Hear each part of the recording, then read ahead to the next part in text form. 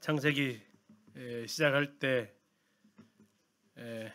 때부터 시작해서 지금까지 이렇게 9번째 책이 나왔는데요. 함께 해주셔서 여기까지 올 수 있었습니다. 감사드립니다. 이제 9번째 책은 공동서신으로 불려지는 히브리서, 야고보서, 베드로, 전후서, 요한서신으로 불려지는 요한 1, 2, 3서, 공동서신에 유다서까지 들어가네요. 다음에 목회서신으로 불려지는 디모데전서, 후서, 디도서, 그리고 마지막 요한계시록 이렇게 되겠습니다. 먼저 이제 오늘 저 시간은 야고보서가 되겠습니다. 성경이 기록된 순서로 한다면 제일 먼저 다뤘어야 될 책이기도 합니다. 책 분류별로 하다 보니까 뒤에 다뤄지지만 신약 27권 중에서 아마도 제일 먼저 기록된 책이 아닐까. 그 중에 후보로 하나 올라가는 책이 바로 야고보서입니다. 야고보서 들어가기 전에 하나 질문 한번 해보겠습니다. 다음 중 어느 교회에서 섬기고 싶으신가요? 한번 골라보세요. 6개 중에서요. 1번, 교회 안에 환난을 당하는 성도가 있고 유혹을 받는 성도가 공존하고 있는데 환난을 당하는 성도들은 힘들어하고 유혹을 받는 성도는 하나님을 탓하고 있다. 그런 성도로 구성된 교회. 2번, 믿음으로 구원받았다고 말은 하지만 삶에서 구원받은 행함은 보이지 않는 성도들이 있는 교회. 3번, 부자들은 귀빈 대접을 받고 가난한 사람은 종의 취급을 받는 교회. 4번, 말을 함부로 주고받음으로 실족하는 성도들이 발생하고 있는 교회. 5번, 성도들의 가치관이 세속적 욕망으로 가득 차 있고 분열하는 교회. 6번, 부자들의 불의한 착취가 일어나고 있는 교회. 자, 몇 번을 고르시겠습니까? 답답하죠, 그냥. 답답합니다. 이게 야고보서를 쓴 배경이기 때문에 그렇습니다. 야고보서 하면 제일 유명한 것은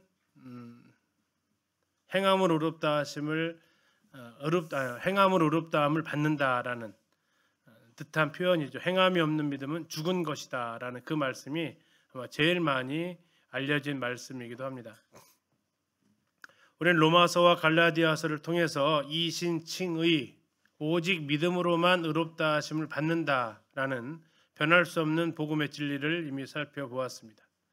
그러나 중요한 것은 그렇게 의롭다 하심을 믿음으로 받지만 믿음으로 의롭다 하심을 받은 그 삶은, 그 모습은 삶을 통해서 표현되어진다라는 겁니다. 방금 맛있는 피자를 드셨는데 뱃속에 아무 이상이 없어요? 뱃속에도 반응이 왔어요? 반응이 왔잖아요. 두세 개 더 먹어야 된다라면 간식일까요? 이것은 벌칙일까요?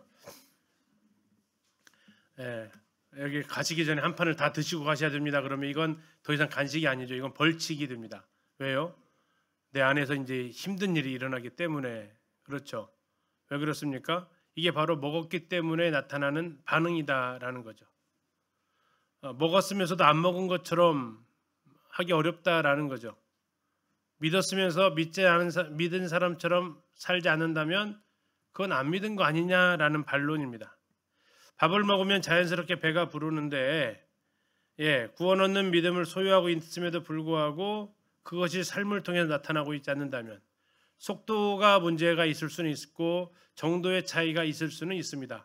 마치 피자 조각 하나를 먹었는데 먹자마자 배부르신 분도 계시고 아직도 양이 다 안 차신 분도 계시고 더 없어 이렇게 하시는 분도 계시고 다르지만 그래도 분명히 영향은 나타나고 있다라는 겁니다. 믿음도 그렇다라는 거죠. 행함이 없는 믿음은 믿음이라 할 수 없다라는 겁니다. 그 자체가 죽었다라고 이야기합니다. 믿음은 행함이 자연스럽게 따라오는 거고 시간의 차이가 있더라도 열매가 맺게 된다라는 겁니다. 믿음은 말로 하는 것이 아니라 눈으로 볼 수 있어야 된다라고 이야기합니다. 참된 믿음은 일상생활에서 겪는 경험, 삶을 통해서 드러날 수밖에 없다라는 거죠. 어떻게 해요? 시험을 이겨냅니다. 말씀에 순종합니다. 행동으로 옮깁니다. 사람을 편견 없이 대합니다. 말을 조심하려고 합니다. 지혜롭게 살려고 합니다. 악이 있으면 대적합니다. 주님을 인내하며 기다립니다. 그래서 그들은 그 행함으로 그 믿음이 온전하게 되었다라는 겁니다. 이게 야고보서에서 말하고 있는 이신칭의를 이제 삶으로 나타나줘야 된다. 단순한 밥 한 공기 먹어도 내 상태가 달라지는 것처럼 구원받았다라는 건 내 안에 성령이 거하시는 것인데, 성령이 거하는 사람이 어떻게 성령 이전과 이후가 동일할 수 있단 말인가 하는 거죠. 우리는 귀신에게 의해서 고통당하는 분을 알고 계시잖아요. 그 안에 귀신만 들어가도 들어가기 전과 들어간 후가 달라진다라는 겁니다. 성령이 귀신만도 영향력이 없다라면 그 말이 안 되는 거죠. 귀신이 들어가도 사람이 그렇게 달라지는데, 성령이 들어가셨다고 하는 사람이, 성령이 그 안에 주인으로 모셨다라는 사람이 전과 후가 1년 지나 2년 지나 3년 지나도 아무런 변화가 없다면 그건 우리가 다시 생각해 보아야 될 문제가 아닌가 하는 것, 이걸 1장 2장에서 짚어주고 있습니다. 그리고 3장부터는 과연 그런 것들이 어떠한 모습이냐라는 거죠. 어떻게 그러면 행함이 믿음을 보여줄 수 있느냐, 어떤 행함들이냐 하는 것이 이제 3, 4, 5장에 걸쳐서 언급되어지고 있습니다. 기록자는 야고보입니다. 성경에서 야고보가 여럿 나오는데 그 중에서 누구냐? 예수님의 동생으로 보여집니다. 예수님의 그 육신의 동생, 제가 거기다가 이복 동생이라고 썼다가 이복 동생이 아니어서 이복 동생을 저는 지웠어요. 거기 좀 지워주세요. 이복 동생이 제가 표현을 잘못했더라고. 이복이 뭐예요? 배가 다르다라는 건데 배는 똑같잖아요.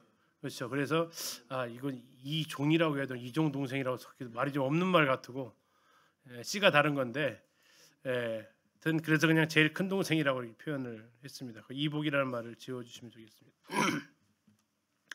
그 마가복음 6장 3절에 보면 예수님의 그 배가 같은 동생들의 이름이 나옵니다. 첫째가 야고보, 둘째가 요셉, 셋째가 유다, 넷째가 시몬.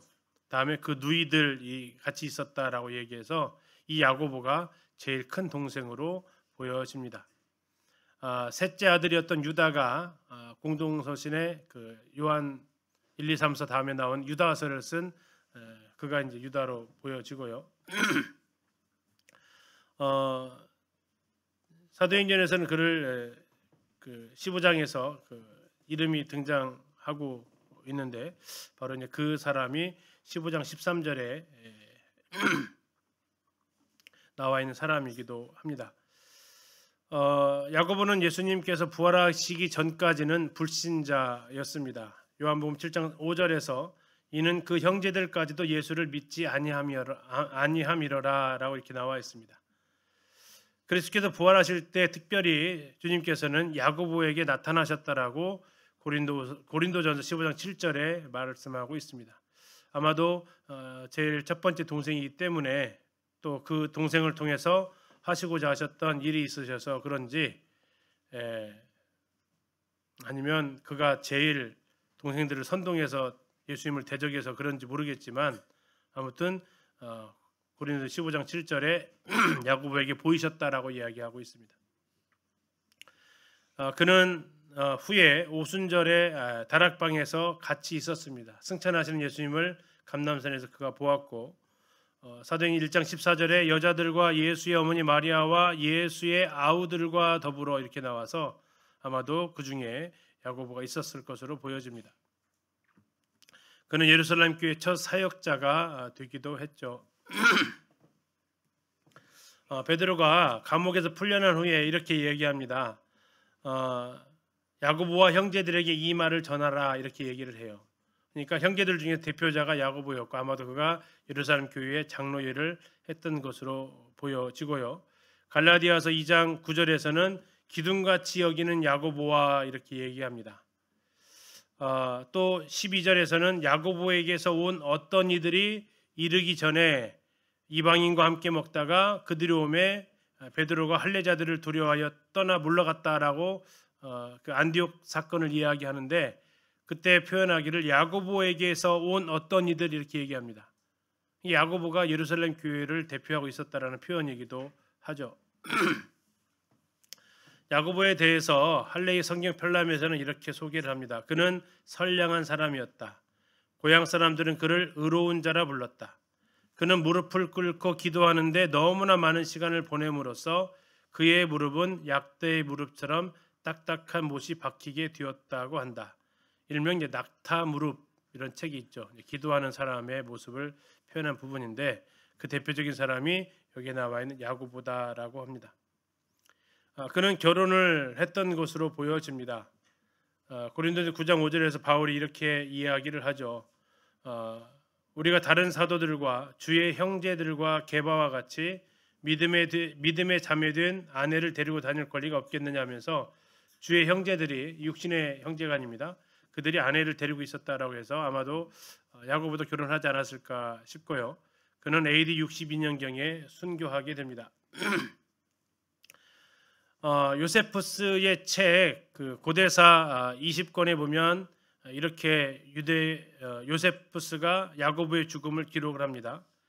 대제사장 아나누스는 의로운 사람으로 알려진 야고보와 그와 함께 있는 몇몇 사람들을 법정에 세워 율법을 어겼다라는 혐의로 돌로 쳐 죽이게 했다. 자, 이 신성모독의 사용 방법이죠. 스데반도 돌에 맞아 죽었듯이 야고보도 대제사장에 의해서 돌로 죽임을 당한 사람이 야고보입니다. 예루살렘 공유에 그 4가지 지켜야 될 거 나와 있었던 그 내용이 언급되어 있지 않습니다. 아마도 그래서 그 전에 기록되어 올 것으로 보여집니다. 당시에 성도들의 모습이 이제 보여지는데 그들은 부자들의 횡포에 어려움을 겪었습니다. 야고보서 5장 4절에 이렇게 나와 있습니다. 보라 너희 밭에서 추수한 품꾼에게 주지 아니한 삭시 소리 지르며 그 추수한 자의 우는 소리가 만군의 주의 귀에 들렸느니라. 품삯을 주지 않은 거죠. 완전한 갑질이 그들 가운데 있었다라는 겁니다. 일부 성도들의 신앙은 형식에 치우쳐져 있었습니다. 야고보서 1장 22절에서 너희는 말씀을 행하는 자가 되고 듣기만 하여 자신을 속이는 자가 되지 말라고 했는데 성도들이 말씀을 듣기만 하고 행하지 않았다. 지난번 말씀드렸던 처럼 부임했던 교회에 설교를 한 달 내내 똑같은 설교를 했던 목사 이야기 드렸잖아요. 그것처럼 그들을 또 계속 듣기만 했지 적용하진 않았다라는 겁니다. 그들 가운데에서 외모로 사람을 판단을 합니다. 야고보서 2장에 나와 있는 내용이죠. 헐벗고 일용할 양식이 2장에서 가난한 사람이 오면 어디 앉으라고 하고요. 저기 발등상에 앉으라고 그러고 다음에 부자가 아름다운 옷을 입고 오면 여기 좋은 자리에 앉으라고 그러고 이것은 이제 외모로 사람을 판단하는 모습이죠. 또 그들은 말이 상당히 거칠었습니다. 야고보서 3장에 나와 있는 표현입니다. 혀는 능히 길들일 사람이 없나니 쉬지 아니하는 악이요 죽이는 독이 가득한 것이다. 그들 가운데 이런 흔히 말하는 막말이 일삼아졌다라는 거죠. 다음에 13절부터 나와 있는 것 중에서 4장 1절에 보면 너희 중에 싸움이 어디로부터냐 다툼이 어디로부터냐 너희 지체 중에서 싸우는 정욕으로부터 나는 것이 아니냐. 그들이 이제 이러한 정욕 가운데 서로 다툼이 있었다라는 겁니다. 성도들의 교제는 단절되어져 갔고요. 이에 이들을 격려하기 위해서 믿음이 있으면 행함을 통해서 특히 3장부터 나와 있는 말부터 시작해서 주님을 기다리는 것까지 어떻게 살아야 되는지를 알려주기 위해서 야고보서가 기록이 되어져 있습니다. 야고보서 1장 1절에 보면 하나님과 주 예수 그리스도의 종 야고보는 흩어져 있는 12지파에게 묻어난다라고 되어져 있습니다. 그래서 어쩌면 한 교회의 모습이 이 모든 걸 다 갖춰져 있는 건 아닌 것 같고요. 각각의 여러 교회들의 모습이 이렇게 함께 다 표현되어져 있는 것 같습니다. 앞에서 이 상황에 맞춰서 제가 이제 그 6개 문장으로 표현을 해봤지만 이게 하나의 교회가 있는 게 아니라 어떤 교회는 시험 가운데 있고 말로 서로 상처 주고받는 교회 있고 또 사람 차별하는 교회 있고 그냥 말뿐인 교회 있고 뭐 이런 교회들이 있는데 그들은 흩어져 있었다라는 겁니다. 흩어져 있다. 야고보는 흩어져 있는 12지파에게 이렇게 편지를 보냈다라고 하는데요. 12지파라고 했기 때문에 이들은 이방인일까요? 유대인일까요? 유대인이겠죠. 자, 유대인 성도들입니다. 성도들. 특별히 그들을 가리켜서 이 유대인 성도들이라는 것을 알 수 있는 부분이 1장에 이렇게 나오는데 그들은 처음 열매다라는 겁니다.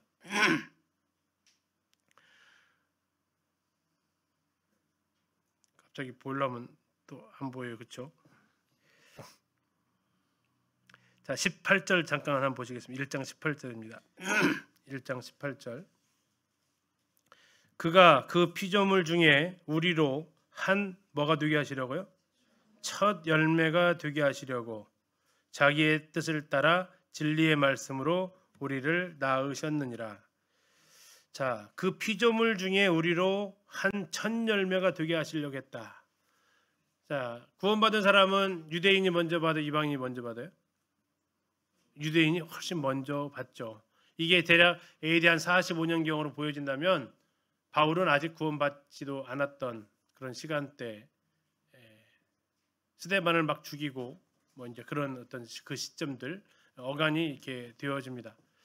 바울이 사역도 시작하지도 않았던 그때, 그래서 이방인들에게 복음이 들어갈 수 없었던 그때, 그래서 하나님께서 유대인들 중에서도 그들이 첫 열매가 되게 하시는 그거, 그래서 그들은 유대인이다라는 거죠. 근데 그들이 흩어졌습니다. 언제 흩어졌을까요? 아마도 사도행전 8장의 대박해 때 그들이 이렇게 사방으로 흩어졌을 가능성이 가장 많습니다. 흩어졌으면 삶이 어땠을까요? 삶이 굉장히 고달팠을 겁니다.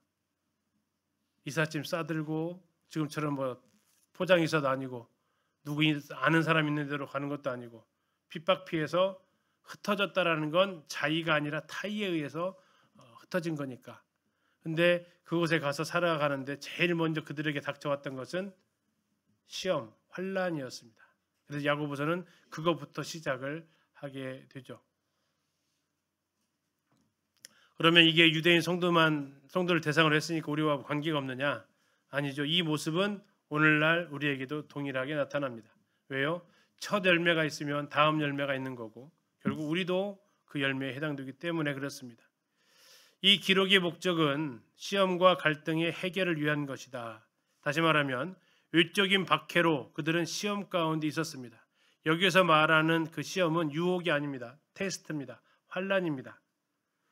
그런데 이 환란을 대할 때 이 야고보는 뭐라고 얘기하냐면 이 1장 2절에 이렇게 얘기합니다. 내 형제들아 너희가 여러 가지 시험을 당하거든 뭐라고 얘기해요? 온전히 기쁘게 여기라. 여기도 또 기뻐하라고 또 나오는데 뭘 당하면요? 시험. 여기서 말하는 시험은 환란입니다. 환란. 왜요? 그 뒤에 나오죠. 3절에 이는 너희 믿음의 시련이라고 나와 있습니다. 믿음의 시련. 지금 그들이 박해를 받아서 쫓겨났는데 지금 가서 사는 곳도 만만치 않은 곳이다라는 거죠. 자, 그러면 외부에서 박해를 받으면 교회로 오면 어떠해야 돼요? 위로를 받아야 될 거 아닙니까? 교회 밖에서 에너지를 다 쓰고 왔어요. 그 견딘이라고. 그럼 교회 안으로 들어오면 쉼이 있고 위로가 있고 격려가 있고 해야 되는데 그 안에 들어왔더니 거기 안에서 또 싸워요. 그 안에서도 또 내부 다툼이 있고 신분 차별이 있고 말을 막 함부로 하고 있는 사람 없는 사람 사이에 위화감 조성하고 누구로 말하면 참 교회가 교회냐라는 이야기를 들을 만한 그런 일들이 곳곳에서 아마도 들렸던 것으로 보입니다. 그래서 교회 내에서의 성도들과의 그 갈등이 일어나고 있었던 거다라는 거죠. 그런 부분에서 이제 구원받은 사람처럼 다시 말하면 첫 열매처럼 어떻게 살아가야 될 것인지를 제시해 주고자 하는 것이 바로 야고보서의 목적이다. 한마디로 말하면 야고보서는 흩어져 있는 그들, 고난 가운데 있는 그들에게 그럼에도 불구하고 교회 안에서도 위로받지 못하고 교회 안에서도 잘못 행하고 있는 그들에게 너희들이 그리스도 안에서 첫 열매가 어떻게 살아가야 될지를 가르쳐주기 위한 책, 그게 야고보서가 되겠습니다. 여기에는 유대교의 색채가 상당히 많이 있습니다. 아까 12지파도 유대교의 색채죠. 다음에 야고보서는 구약성경 어디와 가장 많이 닮아 있습니까? 야고보서의 문체가 잠언과 아주 많이 닮아져 있습니다.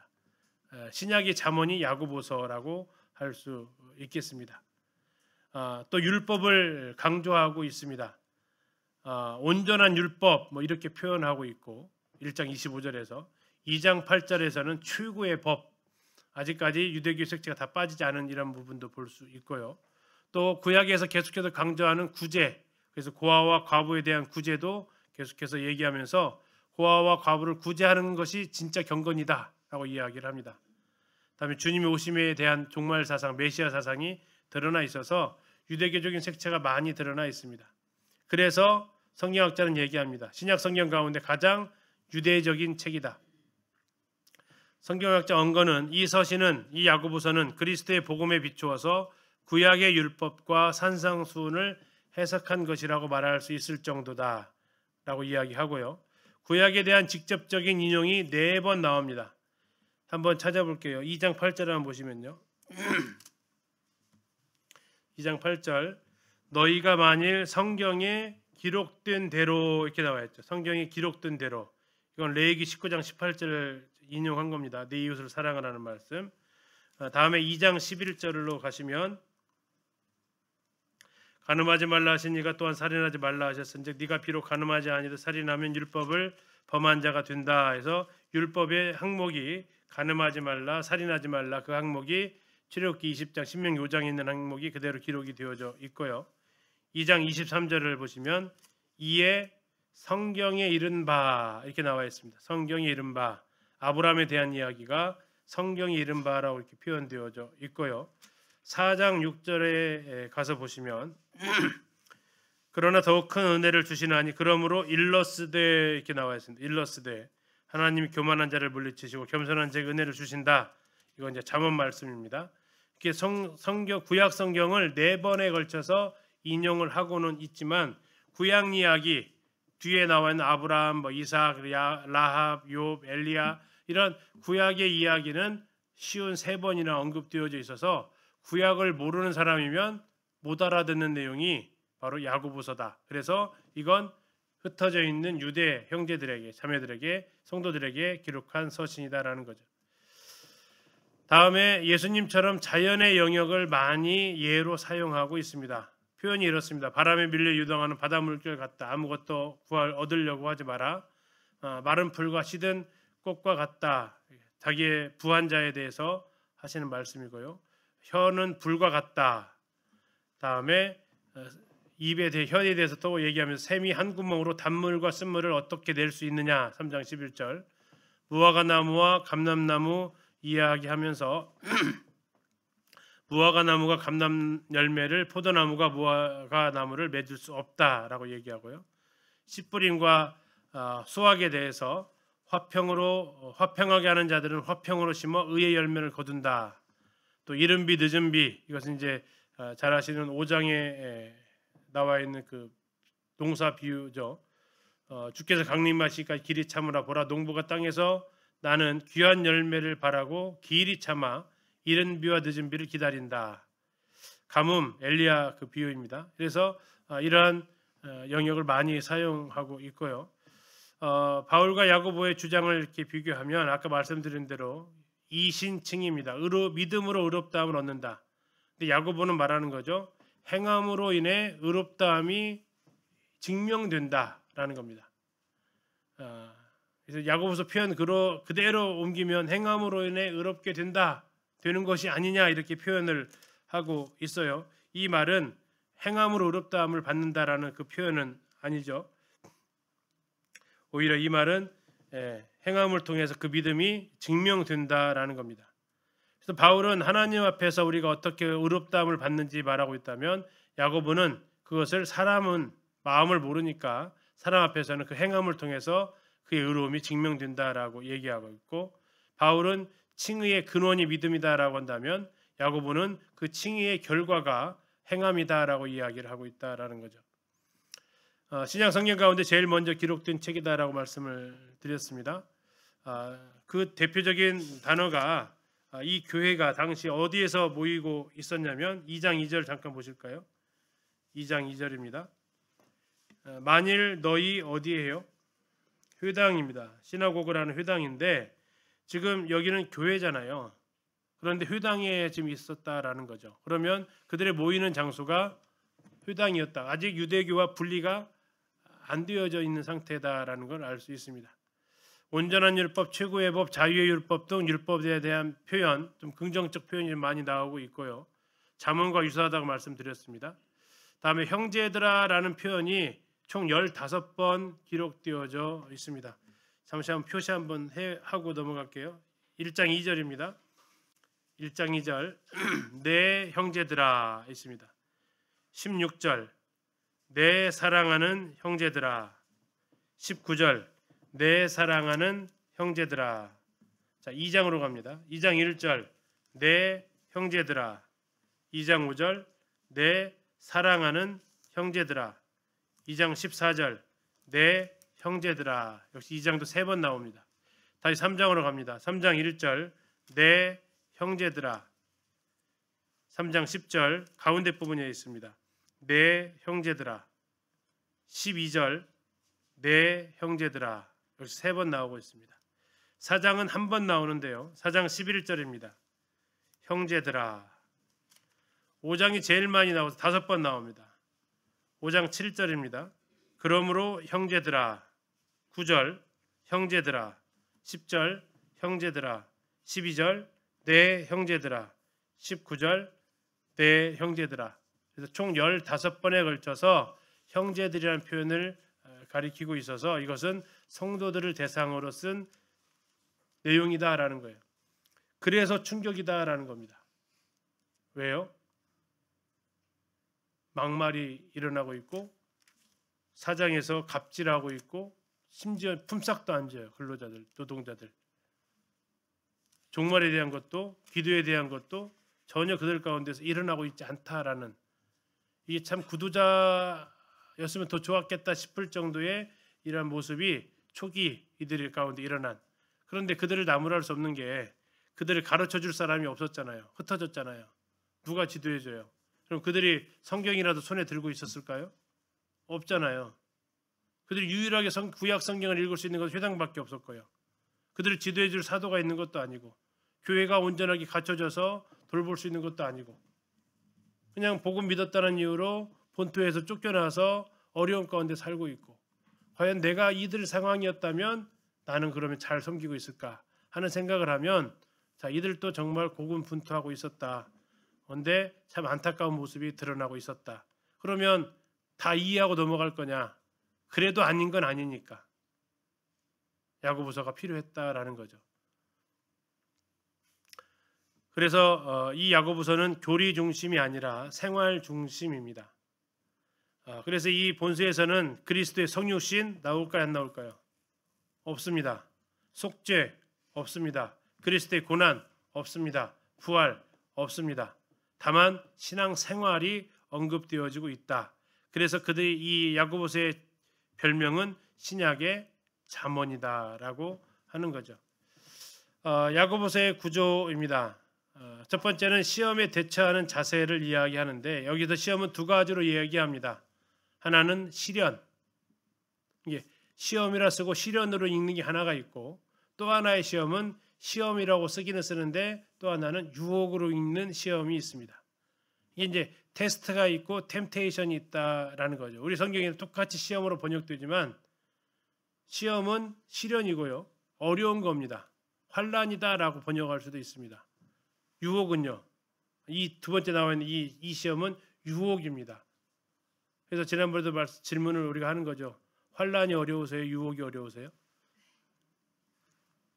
뭐가 어려워요? 신앙을 지키기가? 유혹이요? 환난 어쨌든 피해보겠다는 마음이죠. 그 라오스 성도들이 그랬다고 하잖아요. 그들이 교회에서 복음을 전합니다. 그리고 교회 문 앞에다가 전도지도 놓고, 그러면 경찰이 마음대로 어떤 때는 그냥 아무 일 없이 안 잡으러 왔다가 경찰이 좀 불편하셨는가 갑자기 잡으러 와서 데려가서 그 설교자들을 갖다가 감옥에다가 집어넣고 이런 일이 지금도 일어나잖아요. 공산주의 국가니까. 지난번에 그 성도들 집 갖다 다 불태워버리고 가산 다 몰수해버리고 갑자기 길거리에 나와 있는 일들이 그 태국에서 연락이 와서 봤잖아요. 근데 그들 성도들한테 물었다라는 거죠. 우리가 이 라오스에 민주주의가 들어오기를 기도할까요? 했더니 그분들이 뭐라고 했다고 그래요? 하지 말라고. 우린 지금이 좋다고. 왜 그렇습니까? 했더니 뭐라고 하셨어요? 자유주의, 민주주의가 되면 우리의 신앙의 순수성이 잃어버릴 거다고. 오히려 이렇게 고난 가운데 있다 보니까 예수님 믿는다고 말하는 것이 어때요? 목숨을 내놔야 되는 것이기 때문에 어정쩡한 신앙인은 없다고. 그런데 민주주의가 딱 들어오면 타협하고 살아가는 사람들이 많아질 거니까 우리는 그거 원하지 않는다고. 그렇게 기도하지 말, 그렇게 기도해 주지 말라고. 시베리아 불 껐었던 그 간증문들이 있잖아요. 람브란트라든지 요한 로제 형제님이라든지 오셔서 했던 거기 있는 시베리아 성도들이 그분들한테 기도했다라는 거죠. 뭐라고요? 형제님 기도하겠습니다. 아니 우리를 위해서 기도해 달라고 얘기를 하는 게 아니라 그분한테 형제님을 위해서 기도하겠습니다. 그 세상 나가셔서 형제의 믿음이 뭐하지 않도록 세속화되지 않도록 변질되지 않도록 타협하지 않도록 우리가 기도하겠습니다. 어쩌면 우리는 당장은 단계 좋다고 그래도 유혹이 차라리 낫지. 왜요? 시련은 너무나도 고통스러우니까. 그러나 당시에 두 유형의 사람들이 있었다라는 거예요. 근데 한쪽에 대해서는 뭐라고 하냐면 기뻐해라 라고 얘기합니다. 한쪽에 대해서는 하나님 원망하지 마라 라고 얘기해요. 자, 아무튼 이 부분에 대해서 18절까지 하고 그 다음에 이제 그들 가운데 두 번째 유형, 듣기만 하고 행하지 않는 사람들. 이건 거울을 보고 나서도 얼굴에 뭐 묻었는데 그냥 가는 사람과 똑같다라는 하면서 듣고 행하는 자가 되라. 세 번째 유형, 차별하는 사람들.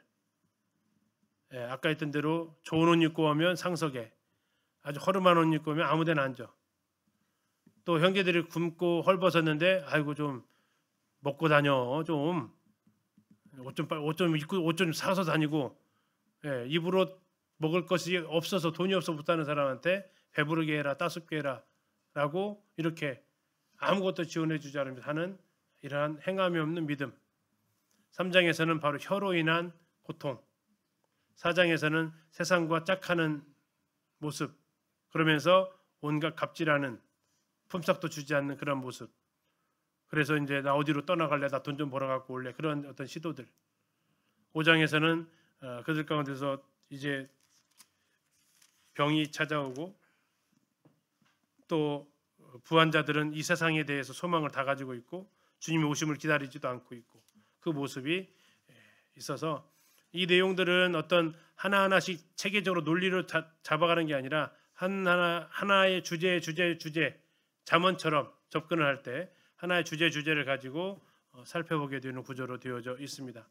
결국 이 모든 것들이 너희가 구원받은 그리스도인이라면 이렇게 살아야 된다. 이렇게 살아야 구원받는다라는 게 아니고 이렇게 행함이 있어야 구원받는다는 게 아니고 너희들은 이러한 믿음이 있기 때문에 이러한 행함으로 살아가야 된다라는 이 부분이 야고보서의 큰 흐름이 되겠습니다. 다음 주에 이제 1장부터 같이 살펴보도록 하겠습니다. 형님 기도해 주시면 감사하겠습니다.